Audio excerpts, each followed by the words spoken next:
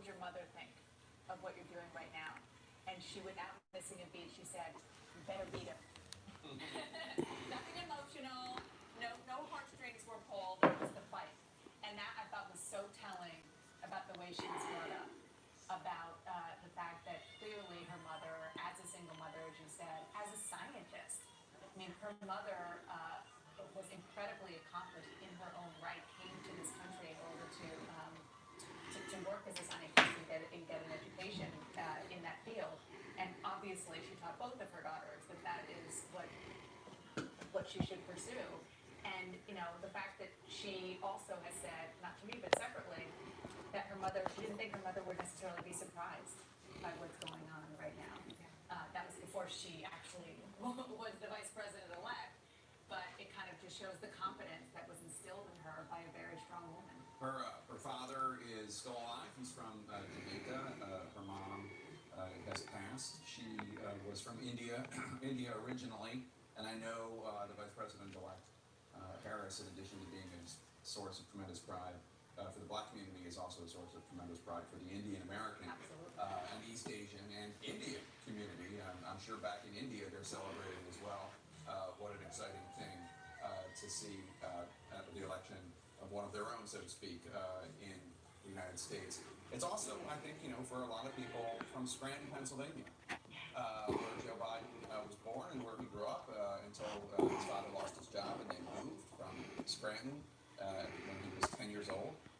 This is also a moment, and we saw a lot of Joe Biden on the stage during the campaign talking about, I don't know, perhaps it was apocryphal, but some journalist, some unnamed journalist saying, you'd be the first president who didn't go to an Ivy League school, which is, first of all, not true.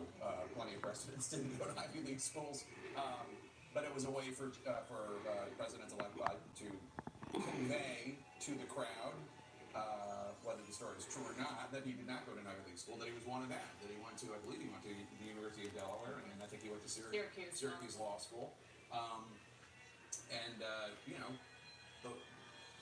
Donald Trump, as he liked to tell us, liked to remind us, went to Wharton at the University of Pennsylvania, and President Obama went to Columbia University and then Harvard Law, and there's a lot of that. Here's the motorcade. It is arriving in Wilmington, Delaware. Lots of celebrants.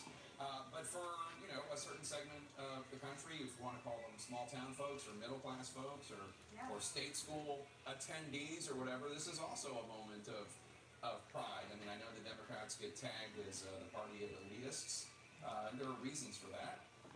But that's not really where Joe Biden's from. Whether or not he is one today is another matter. But he was not to the manner born. He is somebody who worked his way to where he is. I've been thinking about, or I was talking a lot about this, the perseverance of Joe Biden.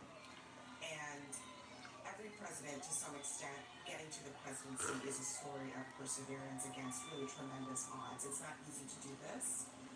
But for Joe Biden,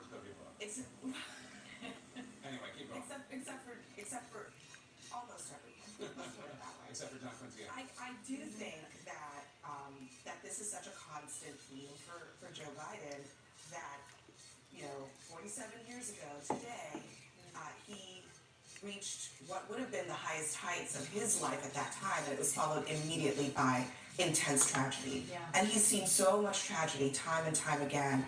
And I think probably you'll hear this from him tonight, talking about the fact that at the end of all of that tragedy, there is still hope. He is in the latter part of his life, and he is finally getting to a place where he perhaps wanted to be about 30 years ago. So the motorcade is pulling in, we're told.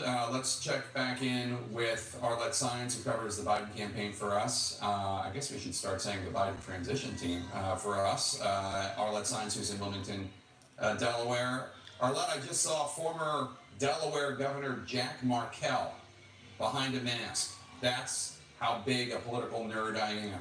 Are you seeing other individuals in the crowd? Yeah, this is really a hometown crowd who has come out to see Joe Biden deliver his first remarks as president-elect. A little while ago, I spoke to Congresswoman Lisa Blunt Rochester, who was one of his earliest supporters staffers from day one, and she was really overwhelmed with this moment that they are facing today. You are seeing people of all ages here coming out to support the former vice president, not just right here on site, but also those hundreds of people that are gathered outside. And one thing I also want to note is talking a little bit about the campaign staffers on this campaign.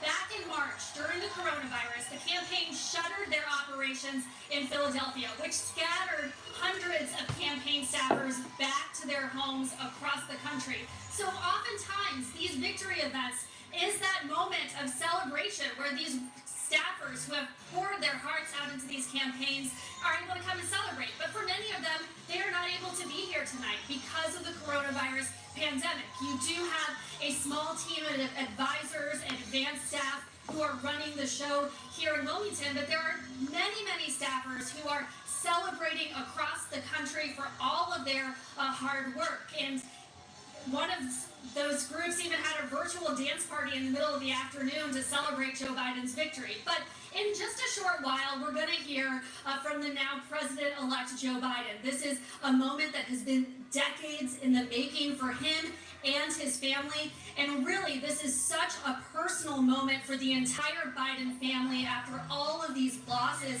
that they've endured. And Joe Biden has been knocked down many, many times, but has continued to persevere as he has tried to get to this highest office. And over the course of the campaign, Biden has stuck to that message of this being a battle for the soul of the nation and that he is the person to unite it.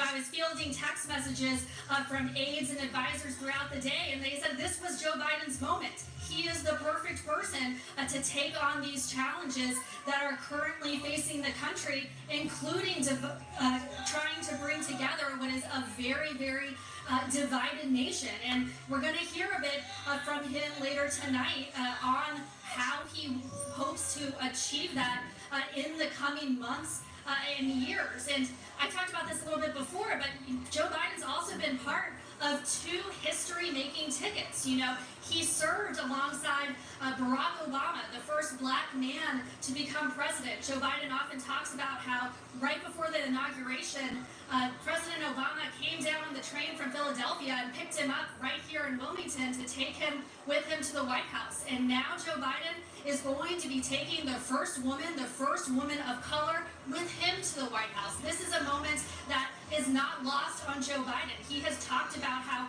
he wants to be a bridge to the next generation, and that is something that you've seen in his choice of a vice president, but also as he has tried to reach out and trying to bring together people of all stripes within the Democratic Party and in the country.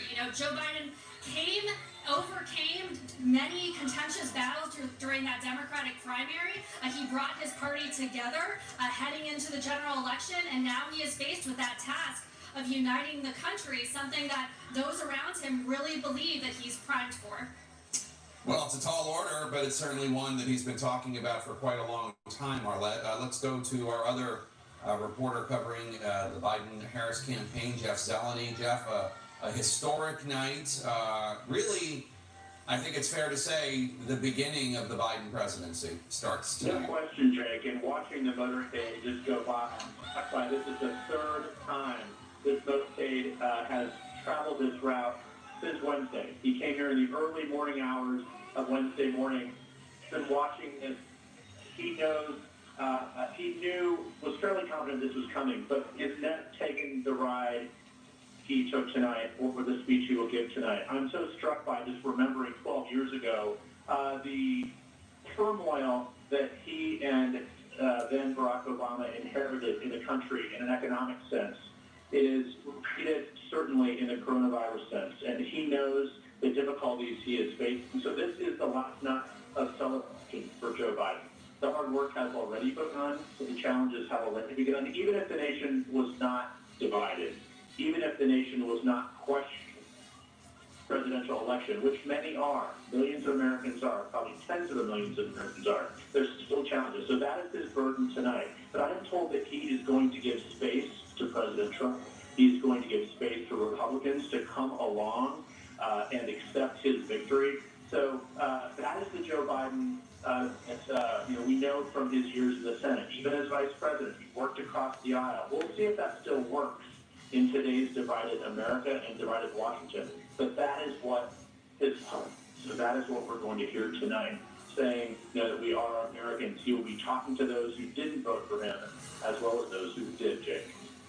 And while we wait for President-elect Biden and Vice President-elect Harris to speak, and we anticipate that Joe Biden will talk about the need to heal the country, it is worth noting that there is a good chunk of the Republican Party, the leaders of the Republican Party, not individual Republican voters, but the leaders of the Republican Party, who seem quite determined to not let this happen. We see governors, Republican governors, giving credence to just these completely mendacious, these false allegations about voter fraud, just non-existent. We see members of Congress putting forward all sorts of lies about the election. This really was a remarkably smooth and efficient election. It took a little longer than people wanted. But I mean, I wonder about the potential for any sort of healing or reconciliation when you have the leaders of the Republican Party, many of them, not all of them, many of them, determined not only to refuse any handshake, any offering of a hand, not just refusing, but lying and smearing about what happened for whatever reason, because they want to run for president in 2024, because, I mean, who knows what the reason is, it doesn't even matter. There is a reason why the protocol in our time, since George Washington really, has been to cede the stage and do it in a very public way. And the reason is to encourage that person's supporters to, to say it's okay. It's okay. We're going to be okay because we are still Americans. And certainly not in our lifetimes, we've never seen that not happen. And we don't expect this to happen anytime soon. Certainly at least until the president goes through the process that we've been talking about for 5 days, that his aides talked to us about. That process part of the process is being convinced that these lawsuits that his lawyers are trying to fight in places like Pennsylvania have been, exhausted to no avail, likely. Then the next part of the process is electors the results have to be certified by all 50 states and territories. And then so the process goes along. That is part of the Constitution. Electors are chosen, so on and so forth. At some point in that process, the president's got to realize, assuming that it goes smoothly, there's no reason to think it won't, the president's got to realize the jig is up.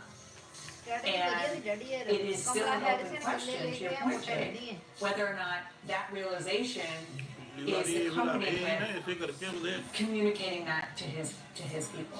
And it is so important. And in the absence of that, what Joe Biden is going to do tonight is reach out himself. I don't think it will be accompanied by communicating that to his people, unfortunately. And I think this, At any point. yeah, really at any point, I think his supporters and the president himself has signaled that that is not in the cards for him. And it doesn't matter because the people have spoken. But this idea that Republicans have convinced themselves that it is necessary or appropriate to have to give such an extensive off-ramp to a sitting president is not in the practice of this country. It is just not. And many presidents have perhaps, I imagine, maybe thought that they could just push back until the very last moment, and they have chosen not to. They've chosen not to because holding on to power for the sake of power is exactly the kind of thing that our founders tried to protect against. And I think every president up until this moment has recognized that and has ceded the stage when it was necessary.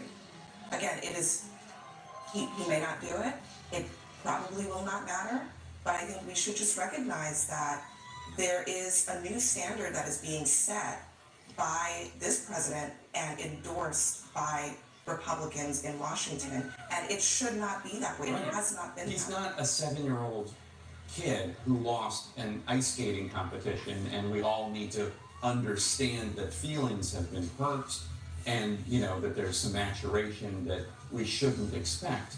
He is a 74-year-old president of the United States, and he lost re-election. And you know what? That's okay. That happens. It happened to George H.W. Bush. It happened to Jimmy Carter. It's happened to 8 other previous presidents, and he's the 11th to not be reelected.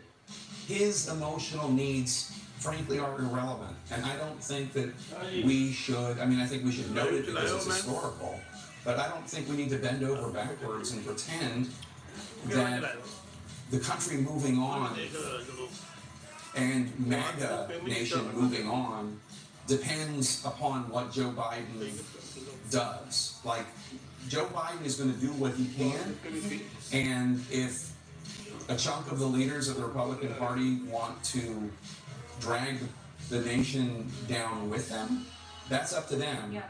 But he's going to be governing, and they can either join him or get out of the way. Well, one of the big reasons we are looking at the pictures we're looking at and we're preparing for a speech from President-elect Joe Biden and not a speech from President Trump talking about his second term is because of the characteristics that you were both talking about. Exactly. It is because he came in with a lot of promise that he was a norm buster and somebody is going to do things differently and drain the swamp and all of the bumper sticker lines that he had. And that's not how he governed, and he didn't reach out, and he didn't. There was no sign of the art of the deal, except for a few.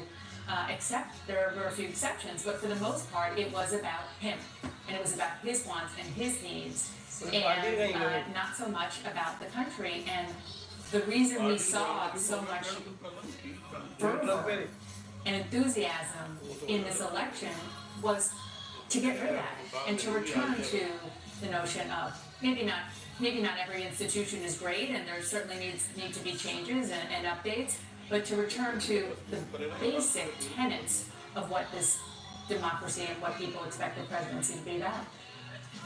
One of the things, to turn it to a friendlier subject, one of the things that I think the American people who have not been paying super close attention to this race or to Joe Biden's career over the past, I don't even know how long it's been, 47 years, might not realize is he's an okay speaker.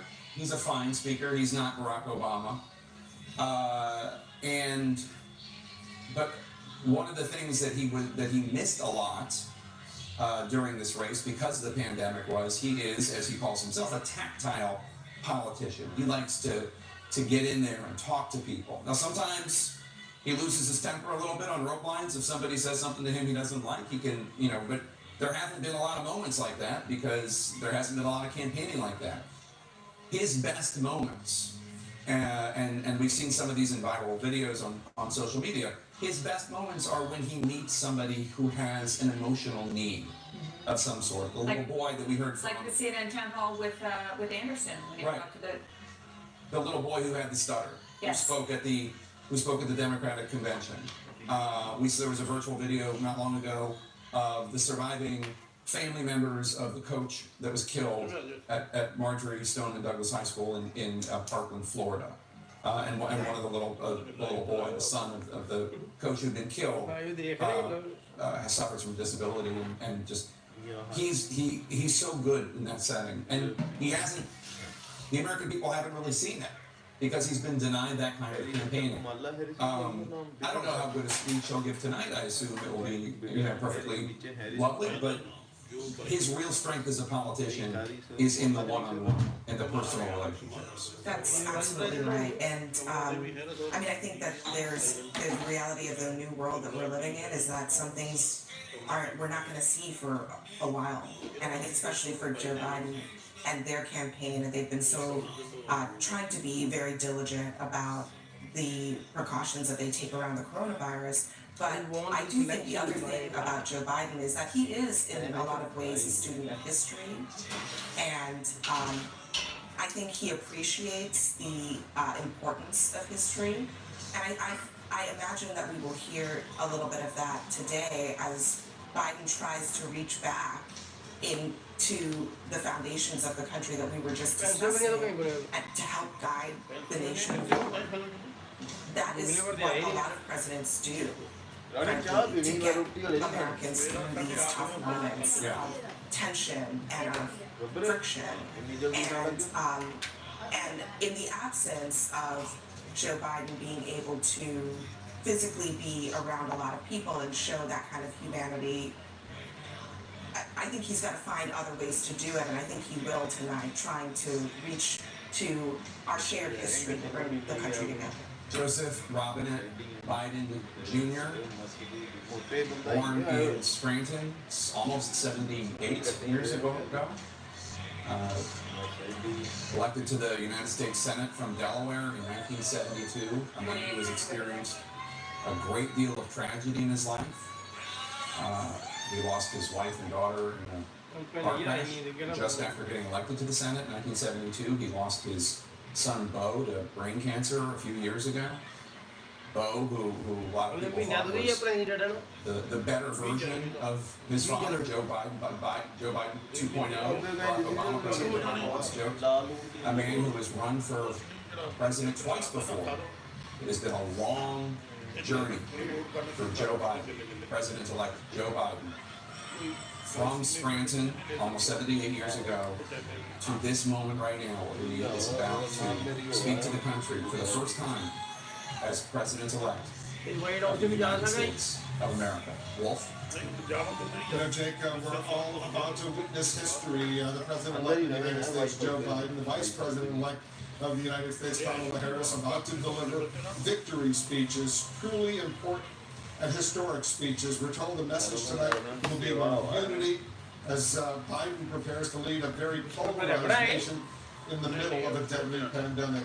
And the Vice President-elect will give her first address as the Vice President-elect of the United States, as she becomes the first woman, the first Black and South Asian person to serve in that position. John King, you and I have covered them for quite a while. We know them. They've been waiting a long time, especially Biden, for this moment. And this is a night of celebration. Well, the hard work will begin very quickly. 74 days, he'll be inaugurated in the middle of a pandemic. President Trump will be in charge of the country and that pandemic for those 74 days. Record-breaking case counts this prior week here. So it's a fascinating moment. You want to celebrate. You also want to get the country ready for this transition. And I'm fascinated to hear from Senator Harris because you and I covered the Clinton White House. Bill Clinton picked Al Gore at a time he wanted to send the message Southern, moderate, sane, different kind of Democrat. Donald Trump picked Mike Pence at a time there was a conservative revolt in the Republican Party, the never-Trumpers. Donald Trump wanted to secure the conservative base, and he did. Joe Biden picked Senator Harris to make history with a woman, to address the role of women, to embrace the role of women and the role of blacks and other diverse members of the Democratic Party. Her role as vice president has been undefined so far. Barack Obama trusted Joe Biden to travel the world, to take some of the national security portfolio. And many people in the Biden camp think Senator Harris will as well. All right, let's listen in. The Vice President-elect will speak first. She will introduce the President-elect, and then he will speak. There's going to be a lot of music we're going to be hearing as well. Let's listen to some of that right now.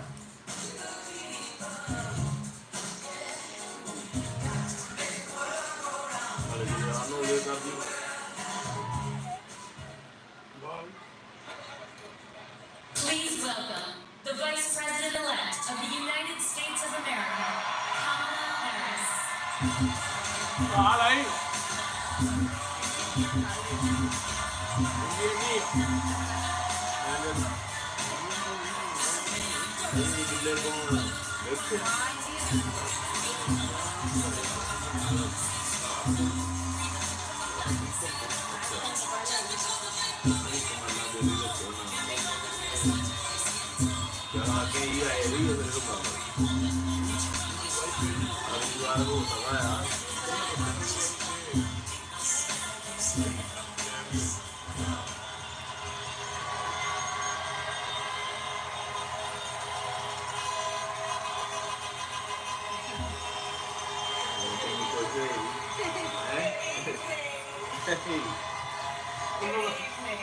Good evening.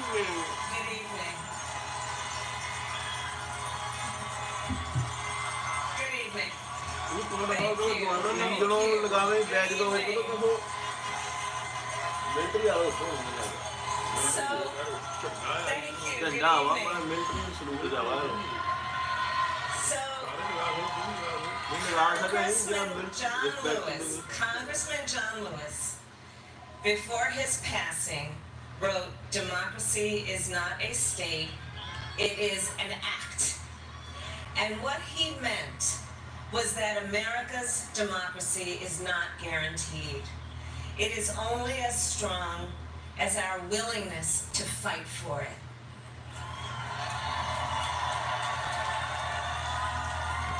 To guard it and never take it for granted. And protecting our democracy takes struggle, it takes sacrifice, but there is joy in it. And there is progress. Because we, the people, have the power to build a better future.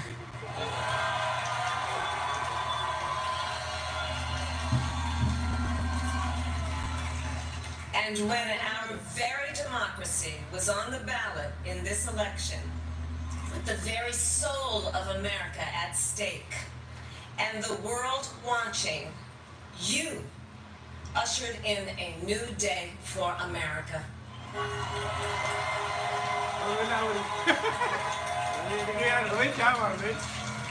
To our campaign staff and volunteers, this extraordinary team, thank you for bringing more people than ever before into the democratic process.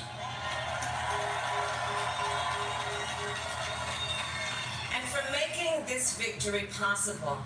To the poll workers and election officials across our country who have worked tirelessly to make sure every vote is counted, our nation owes you a debt of gratitude.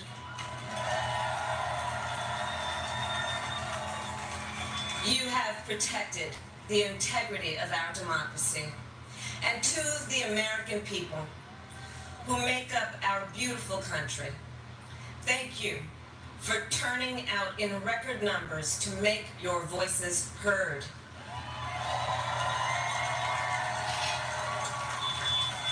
And I know times have been challenging, especially the last several months. The grief, sorrow, and pain, the worries, and the struggles. But we've also witnessed your courage, your resilience, and the generosity of your spirit. For 4 years, you marched and organized for equality and justice, for our lives, and for our planet. And then you voted.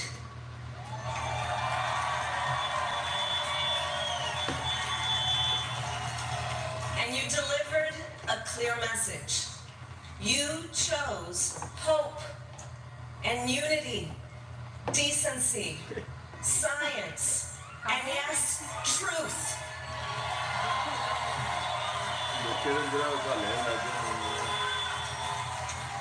You chose Joe Biden as the next president of the United States of America.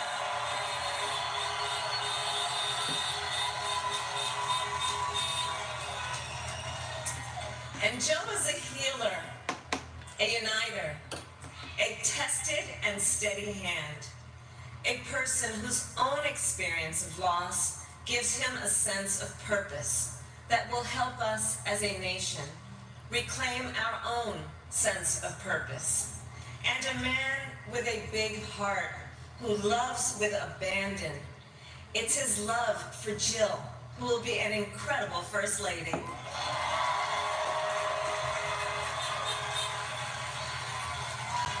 It's his love for Hunter and Ashley and his grandchildren and the entire Biden family.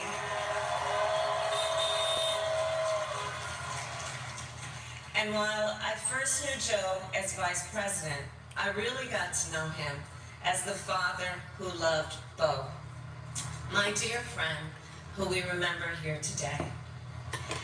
And to my husband, Doug,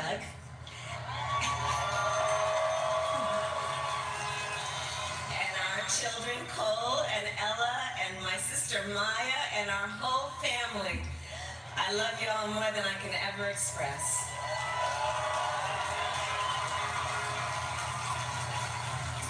We are so grateful to Joe and Jill for welcoming our family into theirs on this incredible journey. And to the woman most responsible for my presence here today, my mother, Shamala Gopalan Harris, was always in our hearts. When she came here from India at the age of 19, she maybe didn't quite imagine this moment. But she believed so deeply in an America where a moment like this is possible. And so I'm thinking about her and about the generations of women, Black women,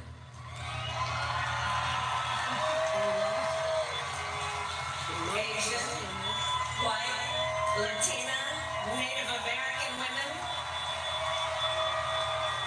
who throughout our nation's history have paved the way for this moment tonight.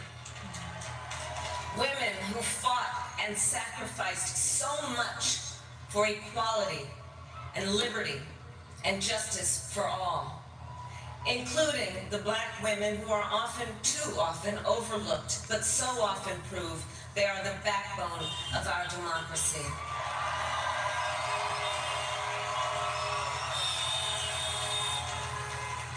All the women who have worked to secure and protect the right to vote for over a century, 100 years ago with the 19th Amendment, 55 years ago with the Voting Rights Act, and now in 2020 with a new generation of women in our country who cast their ballots and continue the fight for their fundamental right to vote and be heard.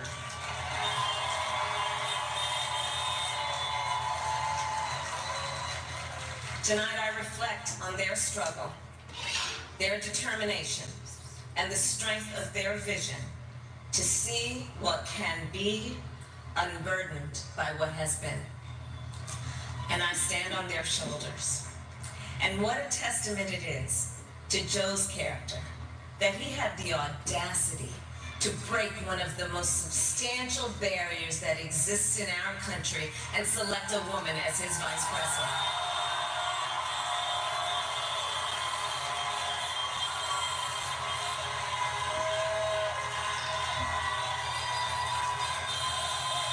But while I may be the first woman in this office, I will not be the last.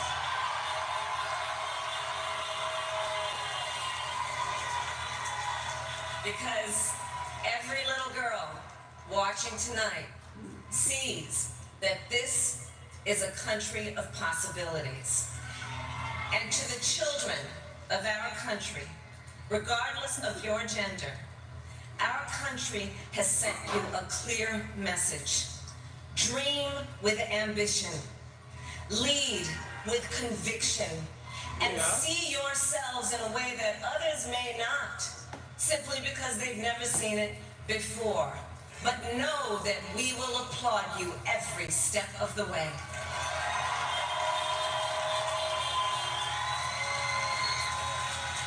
And to the American people, no matter who you voted for, I will strive to be a vice president, like Joe was to President Obama. Loyal, honest, and prepared, waking up every day, thinking of you and your family. Because now is when the real work begins. The hard work, the necessary work, the good work, the essential work to save lives and beat this epidemic.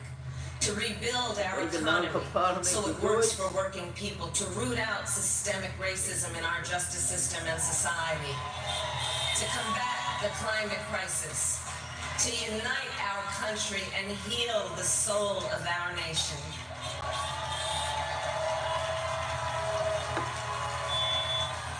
And the road ahead will not be easy, but America is ready.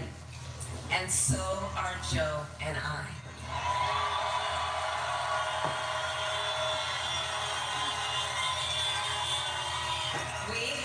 elected a president who represents the best in us.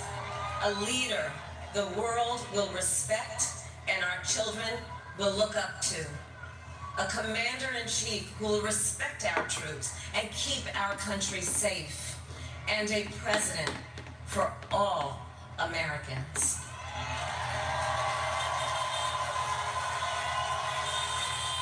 And it is now my great honor to introduce the President-elect of the United States of America, Joe Biden.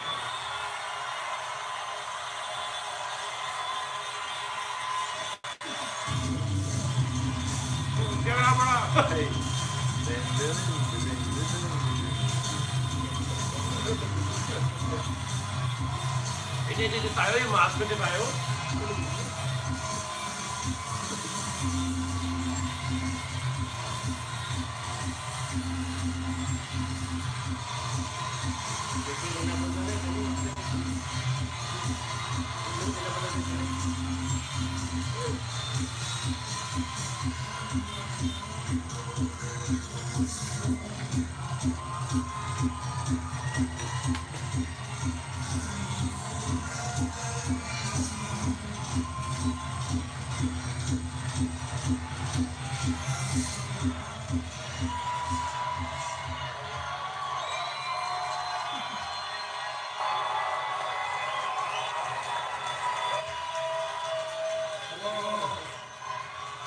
My fellow Americans and the people who brought me to dance, Delawareans. I see my buddy Senator Tom Carper down there, and I think Senator Coons is there, and I think the governor's around. And is that Ruth Ann? And then former Governor Ruth Ann Minner. Most importantly, my sisters-in-law, my sister Valerie. Anyway. Folks, the people of this nation have spoken. They've delivered us a clear victory, a convincing victory, a victory for we the people. We've won with the most votes ever cast on a presidential ticket in the history of the nation. 74 million.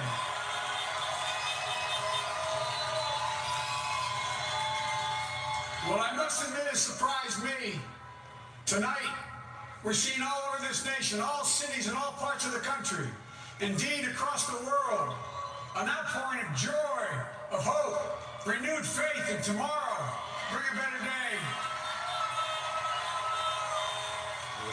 And I'm humbled by the trust and confidence you placed in me. I pledge to be a president who seeks not to divide, but unify. Who doesn't see red states and blue states, only sees the United States. And work with all my heart, with the confidence of the whole people, to win the confidence of all of you. And for that is what America, I believe, is about. It's about people. And that's what our administration will be all about. To restore the soul of America, to rebuild the backbone of this nation, the middle class, and to make America respected around the world again. And to unite us here at home. It's the honor of my lifetime that so many millions of Americans have voted for that vision. And now, the work of making that vision is real. It's a task, the task of our time. Folks, as I said many times before, I'm Jill's husband. And I would not be here without her love and tireless support of Jill and my son Hunter and Ashley, my daughter, and all our grandchildren and their spouses and all our family. They're my heart. Jill's a mom, a military mom, an educator. And she has dedicated her life to education. But teaching isn't just what she does, It's who she is. For American educators, this is a great day for y'all. You're going to have one of your own in the White House. And Jill's going to make a great First Lady. I'm so proud of her.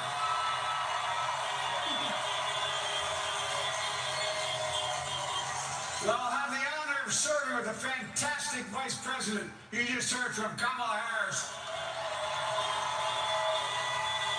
who makes history as the first woman, first black woman, the first woman from South Asian descent, the first daughter of an immigrant ever elected in this country.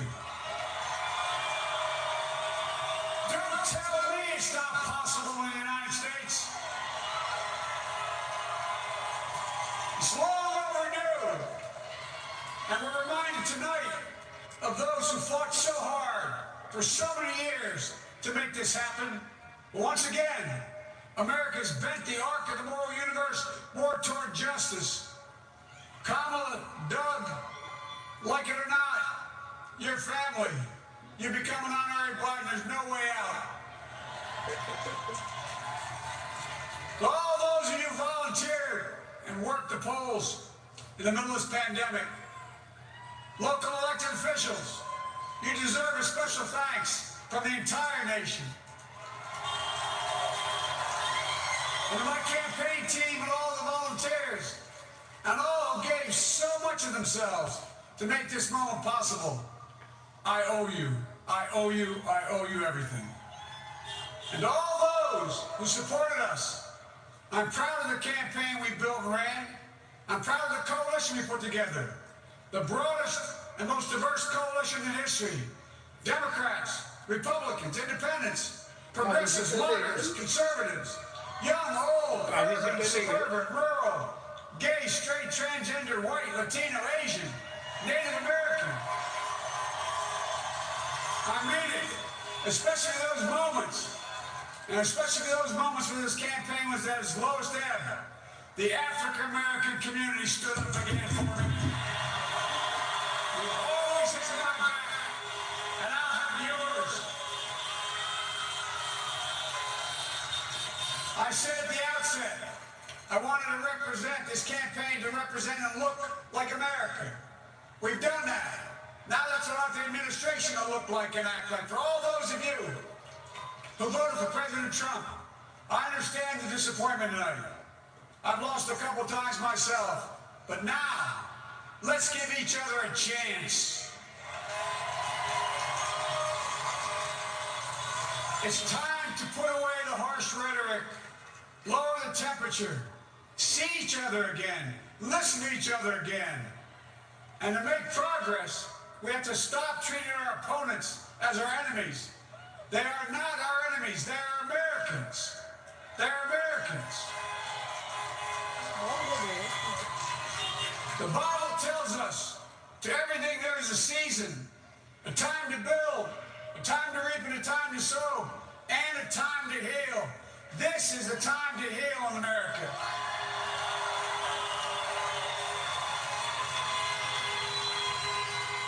Now this campaign is over.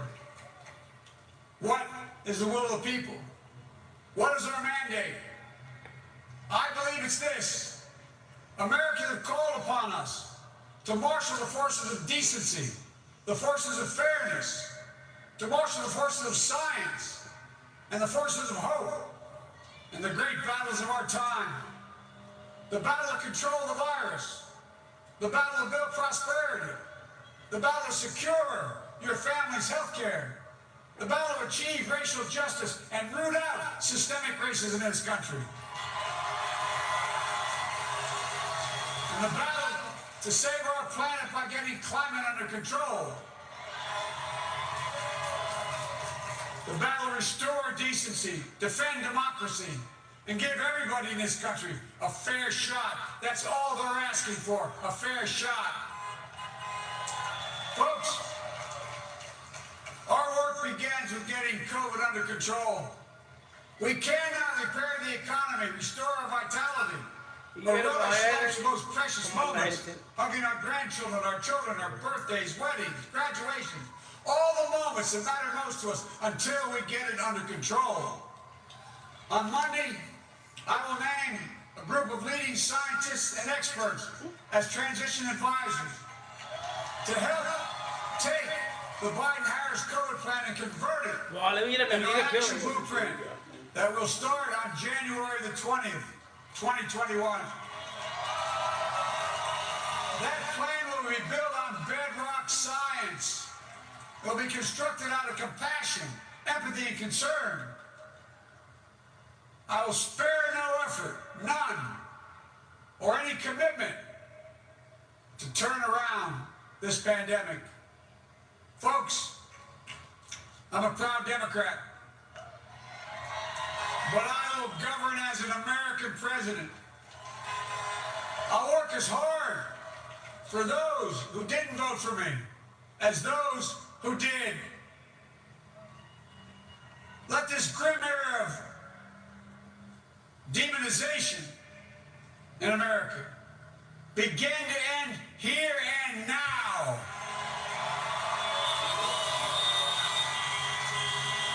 The refusal of Democrats and Republicans to cooperate with one another is not some mysterious force beyond our control. It's a decision, a choice we make. And if we can decide not to cooperate, then we can decide to cooperate.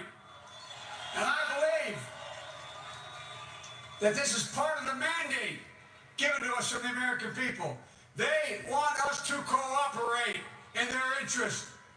And that's the choice I'll make. And I'll call on Congress, Democrats and Republicans alike, to make that choice with me. The American story is about slow yet steadily widening the opportunities in America. And make no mistake, too many dreams have been deferred for too long.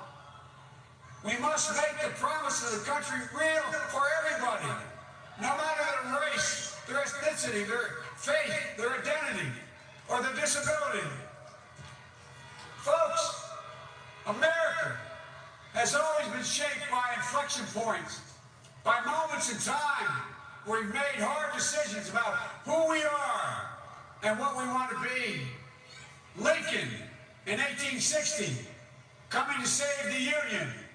FDR in 1932, promising a beleaguered country a new deal. JFK in 1960, pledging a new frontier. And 12 years ago, when Barack Obama made history, he told us, yes, we can. Well, folks, we stand at an inflection point. We have an opportunity to defeat despair, to build a nation of prosperity and purpose. We can do it. I know we can. I've long talked about the battle for the soul of America. We must restore the soul of America. Our nation is shaped by the constant battle between our better angels and our darkest impulses. Now, what presidents say in this battle matters. It's time for our better angels to prevail. Tonight, the whole world is watching America. And I believe at our best, America is a beacon for the globe. We will not lead, we will lead not only by the example of our power, but by the power of our example. I've always believed, many of you heard me say it, I've always believed we can define America in one word: possibilities. That, in America, everyone should be given an opportunity to go as far as their dreams and God-given ability will take them. You see, I believe in the possibilities of this country. We're always looking ahead to an America that's freer and more just, ahead to an America that creates jobs with dignity and respect, ahead to an America that cures diseases like cancer and Alzheimer's, ahead to an America that never leaves anyone behind, ahead of an America that never gives up, never gives in. This is a great nation. It's always been a bad bet to bet against America. We're good people. This is the United States of America. And there's never been anything we've been not able to do when we've done it together. Folks, the campaign, I began thinking about a hymn that means a lot to me and my family, particularly my deceased son, Bo. It captures the faith that sustains me, which I believe sustains America. And I hope it can provide some comfort and solace to 230,000 Americans who've lost a loved one to this terrible virus this year. My heart goes out to each and every one of you. Hopefully this hymn gives you solace as well. It goes like this. And he will raise you up on eagle's wings, bear you on the breath of dawn, and make you to shine like the sun, and hold you in the palm of his hand.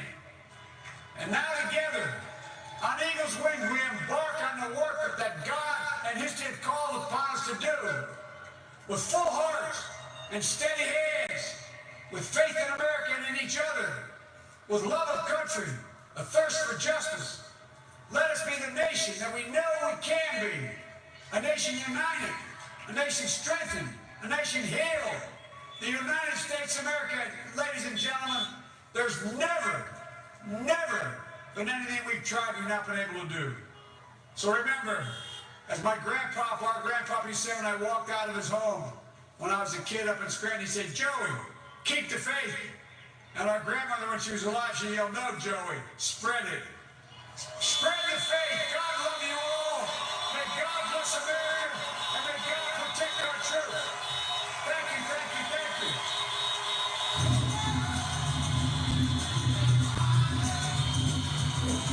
you.